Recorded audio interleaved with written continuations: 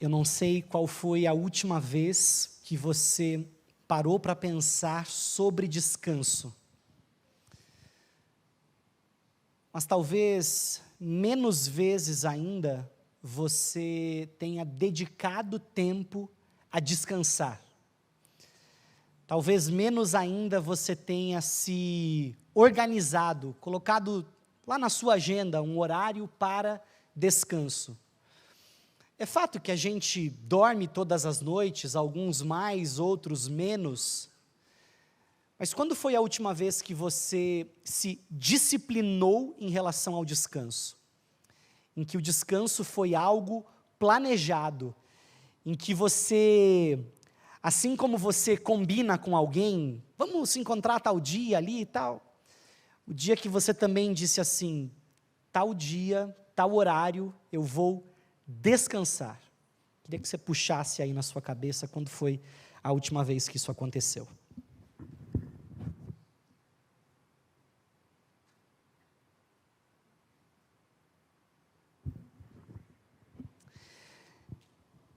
Gênesis no capítulo 2, versículos de 1 até 3, vão ser o alvo da nossa conversa aqui hoje.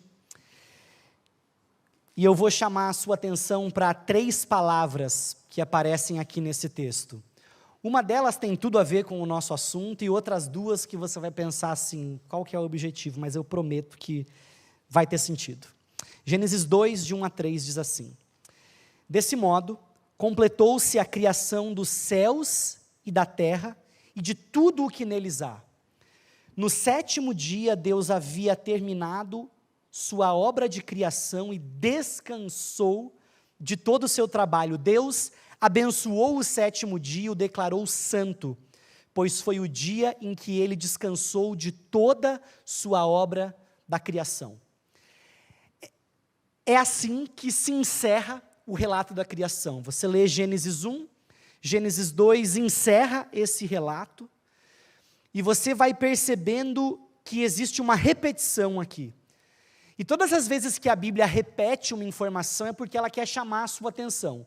Tudo que está escrito uma vez só na Bíblia é muito importante, porque tudo que está na Bíblia é importante, mas o que se repete é ainda mais importante. E existem algumas razões para isso. Eu quero que você olhe primeiro o verbo completou, que está no versículo 1. Completou-se a criação.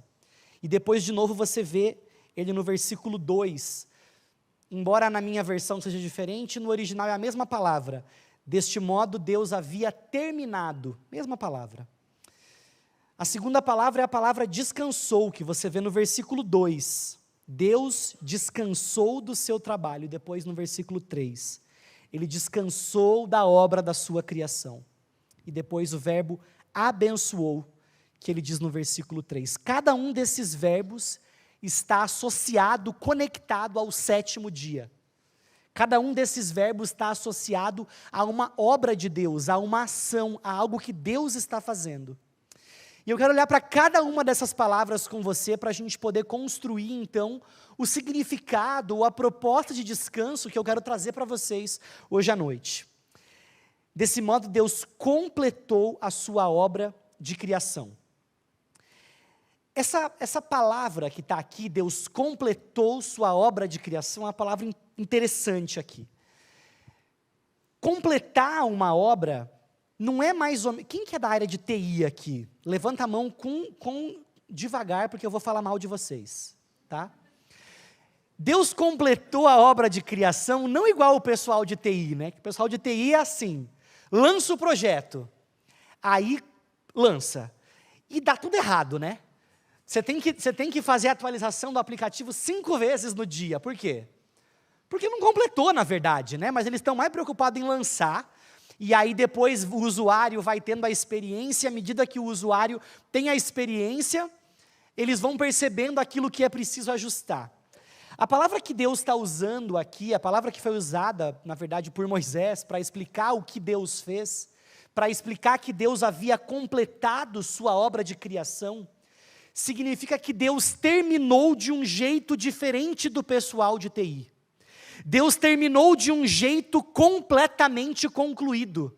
Deus terminou de um jeito em que não restou nenhum elemento para ser atualizado, em que não restou nenhum elemento faltando. Deus completou de uma forma completa. É uma redundância. Mas Deus fez tudo o que havia para ser feito. Ou seja, não existiu nenhuma outra criação depois daquela. Depois daquele dia, nada mais foi criado. Tudo o que era preciso para a humanidade, tudo o que era preciso foi criado naquele dia. Mas aí você fala assim, mas Dani, peraí. Você não precisa ser muito inteligente para olhar em volta e ver um monte de coisa que foi criado depois do 7º dia. Tudo o que foi criado depois do 6º dia, na verdade, é um desdobramento dos recursos que Deus criou até o 6º dia. Não existe mais nada de novo. Desde a criação de Deus, tudo o que é feito é um desdobramento daquilo que Deus fez. Ninguém tem poder para criar alguma coisa do zero. As pessoas criam a partir de uma matéria-prima existente. Só Deus podia dizer, haja, e aquilo que ele disse, haja, ageu, brincadeira, ouve. Só Deus conseguiu esse empreendimento de, com o poder da sua palavra, trazer à existência coisas que não existem.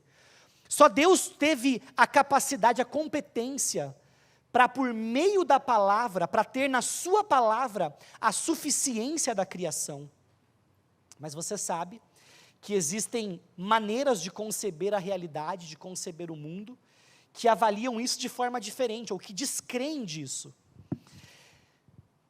A evolução materialista diz que o universo foi se desenvolvendo, e diz que não existe um criador, mas que existem starts dados a parte de uma figura central, a parte de uma mentalidade criadora.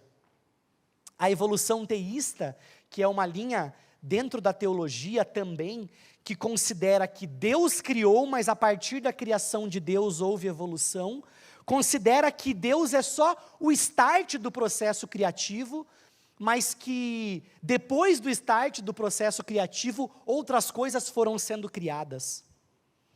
Mas existe a criação divina, o conceito chamado de criação divina, que afirma que Deus cria, e pelo poder da sua palavra, Ele cria tudo o que existe, ou seja, toda a sabedoria de Deus foi empreendida para que aquilo que foi criado, fosse criado. De forma que não faltou elemento algum a ser criado, que precisasse ser criado posteriormente. Uma vez que Deus é integralmente sábio, integralmente poderoso, não houve nenhum momento em que Deus não fosse plenamente sábio. Não existiu nenhum momento em que Deus não fosse plenamente poderoso. Ou seja, não houve nada da criação de Deus que tivesse sido criado com uma economia de sabedoria de Deus, ou com uma economia de poder de Deus. Tudo que foi criado contou com toda a sabedoria e com todo o poder de Deus, de forma que é por este motivo que é possível afirmar que Deus completou a obra da sua criação, não havendo absolutamente nada a ser criado depois da criação de Deus. Deus criou tudo que existe em 6 dias de 24 horas. E por mais estranho ou controverso que hoje essa declaração seja, o respaldo que nós encontramos para essa declaração são as Escrituras, é a palavra de Deus. Isso quer dizer que nós, quando afirmamos a criação de forma tradicional, conservadora, use a palavra politicamente incorreta que você quiser para definir esse posicionamento, nós estamos dizendo que os alicerces que sustentam a nossa declaração são a palavra de Deus. Ou seja, nós não ocultamos, nós não escondemos aquilo que baseia a verdade em que nós acreditamos. A gente coloca as cartas na mesa e diz assim, olha, eu creio nisso porque a Bíblia diz isso. Ou, eu creio nisso porque a Bíblia não diz algo além disso, para me permitir afirmar uma coisa diferente dessa. É por isso que quando Deus começou a Bíblia, Ele inicia a Escritura com um registro histórico da criação. Porque a criação é fundamental para as Escrituras. Eu não sei você, mas eu eu sirvo aqui na Memorial há 8 anos. Ao longo desses 8 anos, preguei algumas vezes e fiz alguns apelos. Eu nunca fiz um apelo para perguntar quem quer acreditar em Deus como Criador. Vocês já presenciaram um apelo assim? Quem aqui quer crer em Deus como Criador? Eu nunca fiz um apelo assim e nunca presenciei um apelo assim. Os apelos geralmente dizem: quem aqui quer crer em Jesus como Salvador. Mas você sabe que a verdade de Jesus como Salvador está completamente relacionada ou está baseada na verdade de Deus como Criador, de forma que negar Deus como Criador implica na negação de Cristo Jesus como Salvador, porque se Deus não é o Criador de todas as coisas, se Deus não é a mente por trás de tudo que existe, se a criação não é algo vindo de Deus, logo o pecado é uma mera construção subjetiva da mente de uma pessoa, e não um fato objetivo com data na história. E se o pecado não é um fato objetivo, nós não precisamos de um Salvador. Porque alguém que é salvo de alguma coisa. De algo para algo. Nós somos salvos do pecado. E se Deus não criou o mundo, se o pecado não é a perversão da criação de Deus, então Jesus como Salvador, ele é desnecessário. Ou seja, embora nós não façamos um apelo, quem aqui quer crer em Deus como Criador, o que está por trás do apelo para quem quer crer em Jesus como Salvador, é a afirmação de Deus como Criador. De forma que a negação de Deus como Criador implica, ela é um ataque à pessoa de Jesus como nosso Salvador. É por isso que o versículo diz que Deus criou. Por isso que existe tanta ênfase no papel criador de Deus. Tá bom, Dani, mas a aula de criação e evolução devia ficar para o Adalto Lourenço, para os caras da outra área. O tema de hoje é descanso. Gênesis 1:31, se você voltar um pouquinho, diz: então Deus olhou para tudo o que havia feito, e era muito bom. A noite passou e veio a manhã, encerrando o 6º dia. Esse foi o selo, essa foi a comprovação de que o que Deus havia criado estava concluído. E agora então, só depois de ter na certeza de Deus como Criador, só depois de estabelecer a certeza de Deus como Criador, é que a gente pode dar o próximo passo para a afirmação do descanso. Versículo 2, no 7º dia, Deus havia terminado a obra da sua criação e descansou de todo o seu trabalho. Deus abençoou o 7º dia e descansou, e o declarou santo, pois foi o dia em que ele descansou de toda a obra de sua criação. Você sabe que uma língua, ela é o reflexo da forma como uma pessoa pensa. Você já conversou com uma pessoa confusa? Você conversa com a pessoa, você não sabe de onde ela veio, nem por onde ela passou, e menos ainda para onde ela foi. Assim, eu tenho uma dificuldade de disfarçar às vezes, quando alguém está falando uma abobrinha assim, né? E eu começo a olhar assim, e sabe que o olho vai cerrando assim, e você fica tipo... Vocês já viram um videozinho do Caetano Veloso, que ele tá numa entrevista assim, daí o cara fala um negócio para ele, daí ele fala assim: eu não consigo entender o que você fala, porque você fala de uma maneira burra. É muito bom, depois procura, é muito legal. De uma hostilidade absurda, né? Eu jamais falaria isso. Mas sabe quando você está ouvindo a pessoa e você fala assim, o que você está querendo dizer? A língua, ela é um reflexo da mente da pessoa. E a língua hebraica, ela tem uma estrutura, a língua hebraica, a língua em que o texto de Gênesis foi escrito, ela é uma língua diferente, ela reflete a forma de pensar, uma forma de pensar diferente da nossa. Nós temos uma forma de pensar muito linear. Eles tinham uma forma de pensar um pouco mais cíclica. Então, a tradução literal desse versículo seria mais ou menos assim: e visto que no 7º dia Deus completou a obra que havia feito, descansou no 7º dia da obra que havia feito. É bem linear, né? Não é uma coisa assim, causa e efeito. Você diz uma coisa, é resultado da outra. Isso aqui é o motivo, está aqui a base, o que gera. Não. Visto que no 7º dia Deus completou a obra que havia feito, descansou no 7º dia da obra que havia feito. De novo, tem uma ênfase na repetição para destacar o valor do descanso. Mas o problema desse versículo não está na repetição. O problema está na palavra descanso em relação a Deus. Porque a gente lê em Isaías capítulo 40, versículo 28, que ele não se cansa nem se exaure. Ou seja, se Deus não fica cansado, o que Deus está...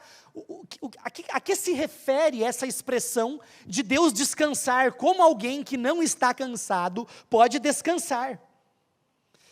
Quando Deus trabalha, quando Ele trabalhou na criação, ou quando hoje Ele sustenta todas as coisas pelo poder da sua palavra, é isso que a Bíblia diz que Ele faz, não existe dissipação de energia, não existe lei da entropia, fazendo com que algo se perca em Deus. O Salmo 121 diz que Ele não dorme, que Ele não cochila nem dorme. Deus não tem que ser reabastecido, Deus não é tipo o Superman que tem que ir para o sol se recarregar, Deus não é nenhuma dessas referências necessárias de recarga. Deus é completamente pleno o tempo todo e não existe nenhum momento em que Deus não seja tudo que Ele sempre foi. Às vezes a gente olha para Deus mais ou menos com base naquelas cenas de filme assim, né? Que o herói está lá lutando e ele está tomando, apanhando, morrendo, não sei o quê. De repente ele olha para a mocinha que ele ama e aí ele resgata do fundo da alma uma força que ele não tem, e aí ele vai lá e mata todo mundo, destrói todos os seus inimigos. E parece que a cruz é assim também, né? Jesus estava lá fraquinho, coitado, morrendo na cruz, tomando chibatada, tal, não sei o quê, morre, aí chega uma hora, Deus vai lá e tira uma força de não sei de onde, e ele ressuscita e vence o diabo. Não é nada disso. Deus sempre teve toda a força que Ele sempre teve. Não teve nenhum dia que Deus teve menos força. Não teve nenhum dia em que o diabo desferiu um golpe um pouco mais forte que deixou Deus meio baleado assim. Não teve. É por isso que essa palavra, Deus descansou de todo o seu trabalho, ela pode ser traduzida ou ela significa não fazer trabalho. O descanso na mentalidade divina não significa necessariamente o fato de que algo foi perdido e que por isso algo precisa ser reposto, mas simplesmente a necessidade de não fazer algo. Você conhece gente que não consegue não fazer nada? Que dá um ciricutico na pessoa, começa a dar um negócio assim. Tem gente que é assim, né? Essa é para você, eis meu servo que eu te digo, né? Receba. Porque é assim, mas o que está sendo dito aqui não é que Deus cansou, por isso Ele precisou dar uma pausa para revigorar. Não. Descanso na mentalidade divina é o mero não fazer trabalho. É uma palavra negativa, não é uma palavra propositiva no sentido de você para poder recuperar uma coisa que foi perdida. Você para simplesmente porque é preciso parar. Mas por que Deus precisava parar? Porque Ele queria se deleitar naquilo que Ele havia feito. Esse não fazer algo, essa palavra traz a ideia de satisfação, de deleite. Não tem a ideia de recuperar, de revigorar, mas tem a ideia de prazer. O motivo do descanso de Deus não era recuperação de força, mas era compreender que tudo o que precisava ser feito havia sido feito. Não tinha mais nada para fazer. Se não tinha mais nada para fazer, o que a gente pode fazer? Não fazer nada. Só que tem um detalhe aqui nesse texto. Esse texto ele é completamente sobre Deus e absolutamente nada sobre o homem. Porque o risco que a gente tem em olhar essa passagem é falar assim: logo, não vamos fazer nada. Tem que fazer. O que significa isso? Essa expressão, essa ausência de menção ao homem aqui, ela é estratégica. Porque a gente também, às vezes, pode desenvolver uma mentalidade legalista, mesmo acerca de coisas positivas. E a gente pode dizer assim, olha, o descanso, você tem que descansar, porque o descanso é um mandamento. E é verdade, o descanso é um mandamento bíblico. Só que essa é só uma parte da verdade. Porque muito antes de existir lei, o descanso já existia. Muito antes de existir pecado, o descanso já existia. Ou seja, o descanso, a necessidade do descanso não é uma consequência do pecado. Se Adão e Eva nunca tivessem pecado, se o fruto do conhecimento do bem e do mal não tivesse sido comido, e nós vivêssemos ainda nos referenciais de um paraíso do Éden, o descanso continuaria sendo necessário, porque o descanso não é uma consequência do pecado. Deus está falando sobre descanso muito antes de o pecado existir. E existe um detalhe nesse texto aqui que é muito importante.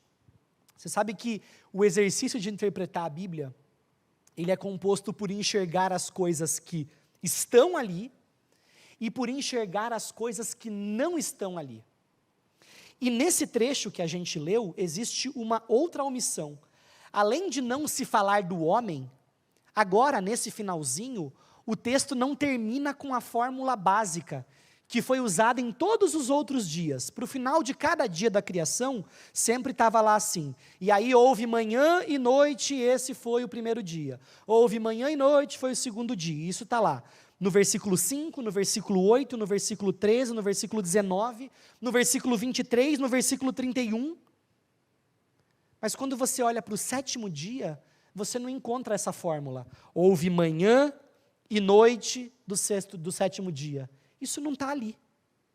A gente deveria criar essa expectativa. Tá, então manhã e noite, acabou o sétimo dia, começa então o oitavo dia. Você não tem esse relato ali. E deve haver uma razão para isso. Eu espero que haja uma razão para isso. E eu quero propor que há uma razão para isso. Quero propor para você uma razão. Por que Deus omitiu essa verdade? Deus estava inaugurando, naquele momento, naquele sétimo dia, um parâmetro de descanso que era estabelecido com base em deleite, com base em aproveitamento, com base em se alegrar naquilo que é feito. O descanso proposto por Deus, nesse momento, não está relacionado ao fim de uma obra que arrancou de você, sugou de você muitas energias, porque geralmente é no fim do dia que a gente para e descansa e fala assim, estou só o pó, ou nem o pó não tem mais aqui hoje, né? Ao não encerrar aquele dia, ou ao omitir a informação do encerramento daquele dia, Deus está inaugurando uma realidade de deleite na obra da sua criação. Deus está inaugurando um momento de prazer que foi interrompido pelo pecado. Você deve imaginar Deus parando e olhando para a criação, para a natureza, e ficando encantado com aquilo que Ele fez. É muito engraçado, eu recebi um cara para gravar um podcast aqui 2 semanas atrás. A hora que ele chegou aqui na igreja, ele entrou assim, aí ele falou assim, isso aqui é um sítio? Aí ele parou e ele me viu assim, mas ele nem parou para me cumprimentar, ele foi assim, indo na direção do mato ali, né, para ficar na beirinha ali perto do café, para olhar, e ele falou assim, cara, eu já fui em igreja numa pancada de lugar no Brasil, mas eu nunca vi um lugar tão lindo quanto esse. E ele parou e a gente atrasado assim, né? O Bruno me pressionando ali para começar a gravação do podcast, e o cara moscando assim, tipo, encantado, olhando para aquilo com um deslumbramento, que eu não sei você, mas eu de vez em quando esqueço que isso aqui é tão bonito como realmente é, né? Deus devia estar mais ou menos assim, tipo, caramba, eu sou bom pra caramba, olha o que eu fiz, mano. Isso aqui é muito louco. Deus estava ali se deleitando naquilo. Deus olhou e viu que tudo, absolutamente tudo, que era preciso ser criado, havia sido criado. E que Adão e Eva, os seres que ele criou para amar, tinham recebido tudo aquilo que ele sabia que eles precisavam. Deus estava ali se deleitando no fato de que tudo o que ele havia criado era perfeito. E de que havia uma cadeia, um sistema de autodependência, um sistema de retroalimentação em que não ia ser preciso ninguém morrer para poder abastecer um outro, nenhum animal ia precisar comer o outro para poder servir de subsistência para um outro. Era um sistema perfeito. Deus tinha motivos para estar ali se alegrando, se deleitando na obra das suas mãos. É por isso que esse dia, esse 7º dia, a gente não sabe dizer quanto tempo esse dia durou. Tempo físico, horário, 24 horas, com certeza.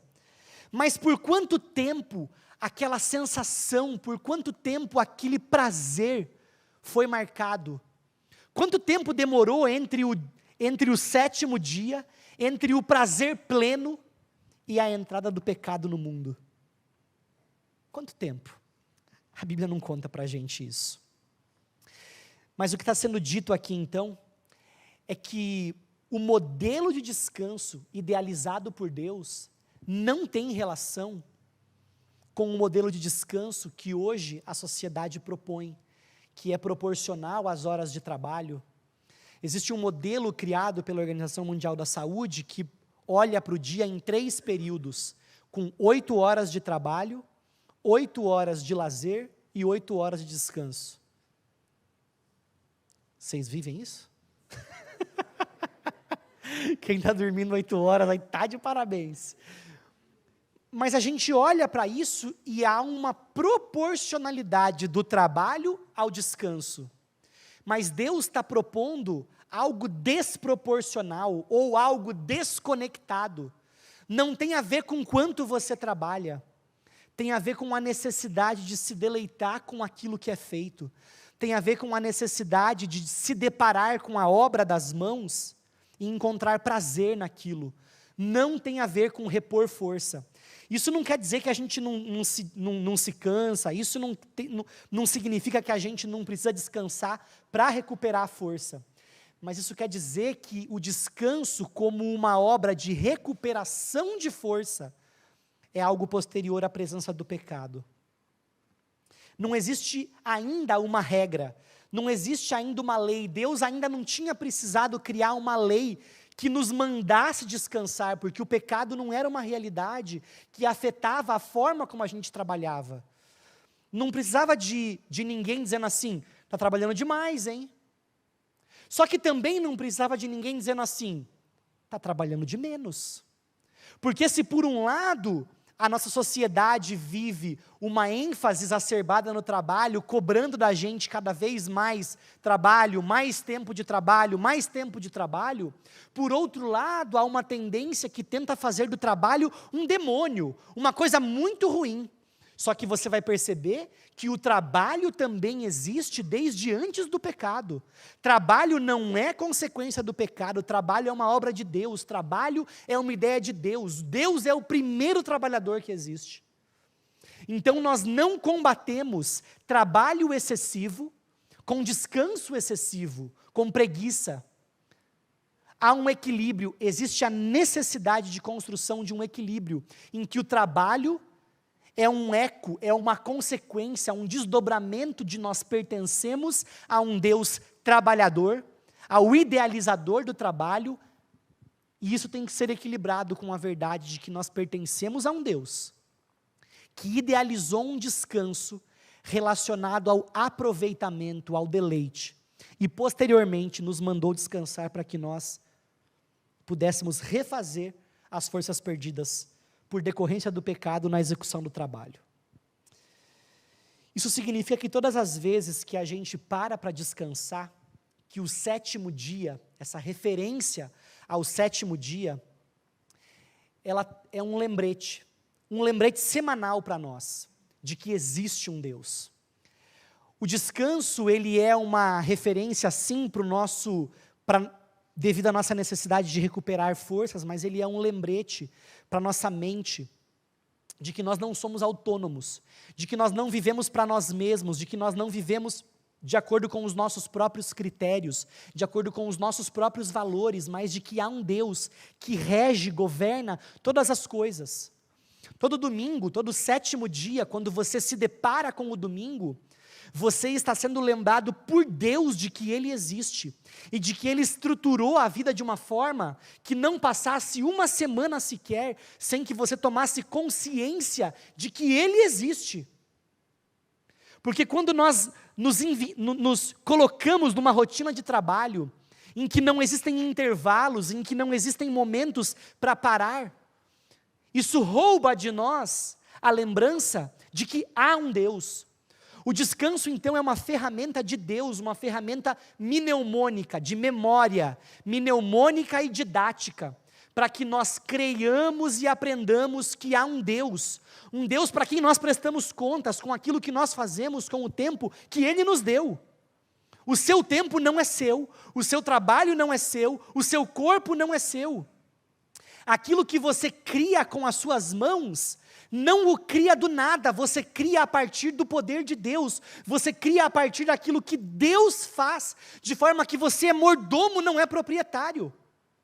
Tudo o que você faz precisa culminar em um dia de descanso, em que você para, olha para o seu trabalho, seja ele físico ou virtual, se deleita nisso e traz à memória: há um Deus que me dá os recursos para o trabalho, há um Deus que me dá o fôlego para o trabalho, há um Deus que me dá a vida para o trabalho. O descanso é a ferramenta de Deus para que você creia: há um Deus. E gente, pensa que sentido faz organizar o tempo em 7 dias. Isso é um problema, na verdade, porque aí você tem que ter ano bissexto, tem que ter mês com 30 dias, mês com 31 dias, mês com 28 dias. Não existe uma razão lógica que diga: não, a semana tem 7 dias por causa disso. A razão para a semana ter 7 dias é teológica. Então, mesmo aquele que descrê de Deus, se sujeita a um modelo de tempo regido por Deus. Mesmo aquele que levanta o olho para o céu e diz: não há Deus, essa pessoa vive num formato de tempo regido por um Deus. E ela não pode tentar perverter isso, porque se ela tentar mudar o tempo, não vai funcionar. Alguém que diz não há Deus e comemora o seu aniversário no mesmo dia, todos os anos, reconhece: há um Deus. Alguém que diz não há Deus, mas descansa em um dia específico, reconhece: há um Deus. O tempo é um testemunho de que Deus rege todas as coisas. Não existe sociedade que consiga se construir de forma a dizer: não, nós vamos criar uma semana de 10 dias. Sabe o que vai acontecer? Não vai acontecer.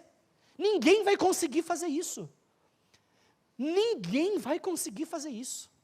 Porque Deus é o criador do tempo, porque Deus idealizou isso, porque Deus deixou os vestígios do seu poder por tudo, por todo lugar por onde Ele passou, e o tempo é uma expressão do poder de Deus. E nós então paramos um dia na semana e reconhecemos: existe um Deus. E todas as vezes que você não para num momento e se deleita no trabalho, você está dizendo: eu não creio que existe um Deus. Ou eu não me sujeito ao Deus que, embora existente, embora sábio e poderoso para estabelecer os dias e as horas, eu me considero alguém mais sábio que esse Deus, mais poderoso que esse Deus, porque eu rejeito o seu conselho de dedicar um dia para me deleitar naquilo que Ele me deu condições de fazer. Você quer adorar a Deus? Descanse. Você quer reconhecer que existe um Deus? Descanse. Você honra a Deus descansando tanto quanto vindo ao culto. Você honra a Deus descansando, tanto quanto fazendo o seu trabalho, tanto quanto cantando, pregando, evangelizando. Você honra a Deus com o seu descanso, você o adora. E você o desonra quando permite que o seu trabalho, dentro ou fora da igreja, roube de você o descanso. Então, se a sua rotina como um voluntário na igreja tem roubado de você o tempo de descanso, procure o seu líder, até se o líder for eu, e diga: eu preciso descansar. E lembre-se, isso não é preguiça, porque o adequado ajuste de tempo para o trabalho e para o descanso honram a Deus, porque Deus idealiza o trabalho antes do pecado, e idealiza o descanso também antes do pecado. Vocês vão me ouvir falar uma frase que não é minha, mas que eu vou ecoar tanto que vai parecer que é minha. Ideias têm consequências. Quando você crê em Deus, ou crê na opinião de Deus sobre o trabalho e sobre o descanso, isso rege a forma como você conduz a sua vida. Por isso, para a gente terminar, eu quero desafiar você a não permitir que nenhuma semana passe sem que você se dê conta de que Deus idealizou e estabeleceu o descanso como um modelo de vida para você, como uma parte fundamental da sua semana, e que todas as vezes que você olha para o descanso nesses termos, você reconhece, existe um Deus. Vamos falar com esse Deus. Senhor, nós precisamos aprender a descansar. Nós precisamos aprender a levar a sério as verdades que o Senhor nos diz e a forma como o Senhor conduz a nossa vida. O Senhor que é sempre sábio, sempre poderoso, sempre soberano, estabeleceu antes de nós bagunçarmos tudo com o nosso pecado, o Senhor estabeleceu um modelo de vida que considerava uma realidade que nos coloca indesculpáveis diante do Senhor, que nos coloca com os olhos bem abertos diante do Senhor para reconhecer: o Senhor está entre nós, o Senhor é o nosso Deus, o Senhor controla e governa a nossa vida. Deus, o Senhor, estabeleceu para nós uma vida em que o descanso é presente. Não deixa a gente se levantar contra a sabedoria do Senhor. Não deixa a gente ser rebelde contra a tua sabedoria, não deixa a gente criar uma insurreição contra a tua sabedoria. Nós queremos nos sujeitar àquilo que o Senhor diz, aos ideais que o Senhor estabeleceu. Em nome de Jesus. Amém.